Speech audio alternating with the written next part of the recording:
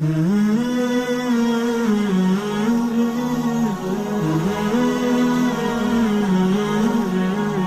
کا انتظام مخلوط ہو تو اس میں جانا جائز ہے نہیں.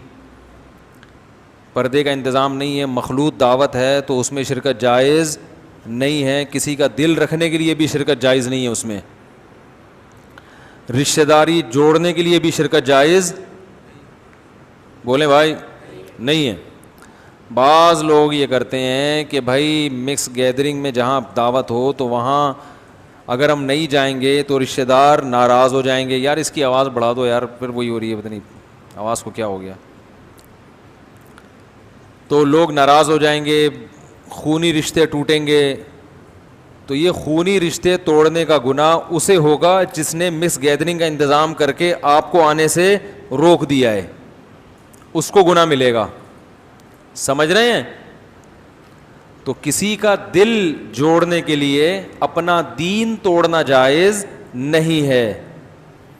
سب سے پہلے اللہ اور اس کے رسول کے احکام ہیں، اس کے بعد ابا اماں، بچے، بیوی، بھائی بہن، یہ سب اس کے بعد ہیں.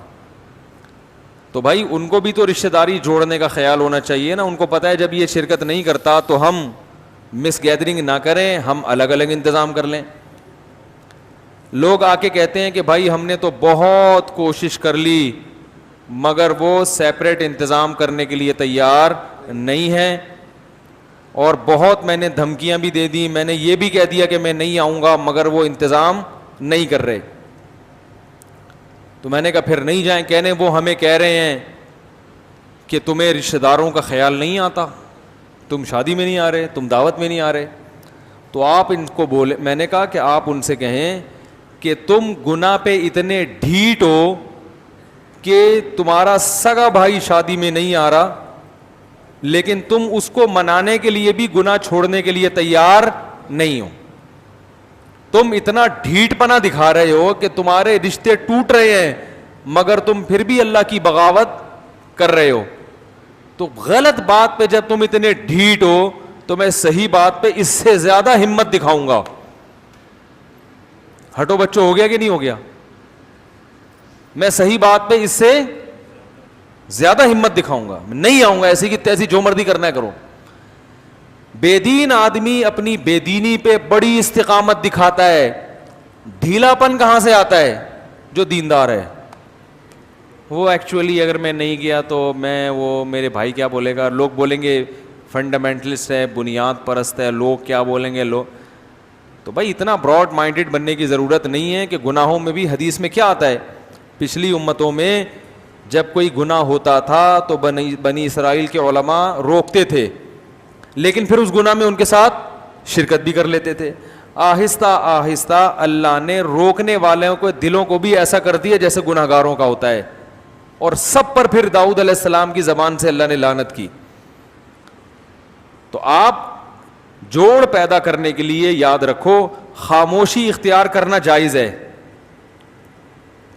مثلا ہر جگہ فنٹر گیری بھی ٹھیک نہیں. آپ جا کے تبلیغ شروع کر دیں، یہ کیا ہو رہا ہے، یہ مکس گیدرنگ کیوں ہو رہی ہے، غلط ہو رہا ہے، حرام ہے اسلام میں، یہ سب غلط ہے. تو ہر جگہ تبلیغ بولو نا نہیں کی جاتی.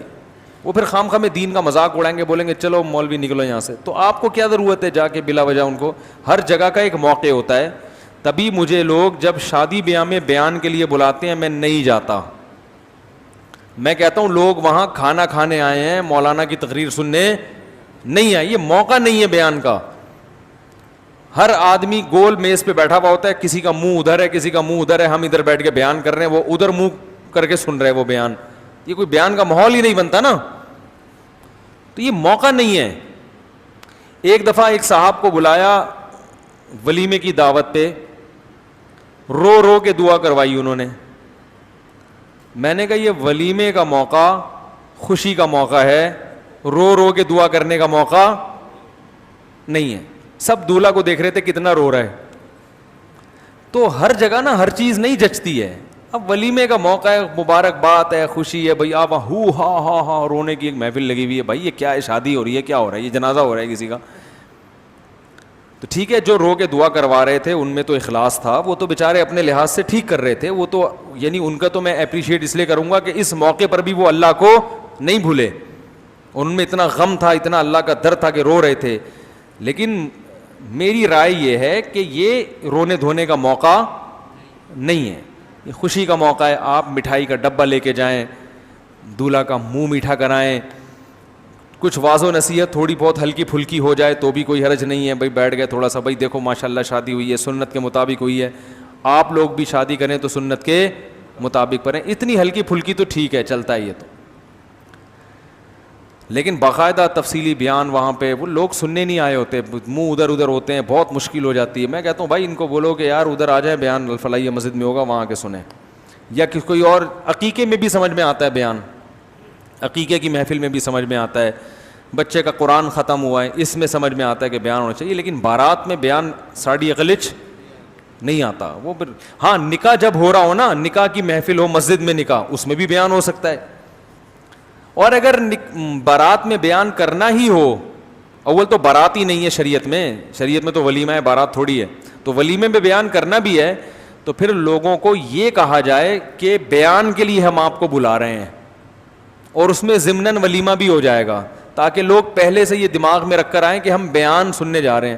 لوگ دماغ میں یہ رکھ کر آ رہے ہیں کہ خوشی منانے جا رہے ہیں، کھانے پینے جا رہے ہیں، خوشبو لگا کے پرفیوم لگا کے تیار ہو کے بالکل فٹ فاٹ ہو کے غل غپاڑے کرتے ہوئے جا رہے ہوتے ہیں. وہاں مولوی کو دیکھ کے گھبرانے لگتے ہیں، یار یہ یہاں کہاں پہنچ گئے، پتہ نہیں یہ کیا شروع کر دے گا یہاں پہ.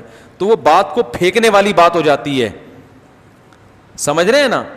تو ہر جگہ تبلیغ نہیں ہے آپ جا کے ہر ایک کو ہر وقت سمجھانا شروع کر دیں. مس گیدرنگ ہو رہی ہے تو آپ وہاں گھس کے تقریر شروع کر دیں، تو یہ تو مناسب نہیں ہے، مصلحت کے خلاف ہے. لیکن اس میں شرکت کرنا شروع کر دیں جوڑ پیدا کرنے کے لیے، یہ بھی جائز نہیں ہے. جوڑ پیدا کرنے کے لیے خاموشی اختیار کی جا سکتی ہے تاکہ نفرت نہ پھیلے، لیکن جوڑ پیدا کرنے کے لیے گناہ میں شرکت کی اجازت کسی قیمت پہ نہیں ہے. گناہ کو اپریشیٹ کرنا بھی جائز نہیں ہے.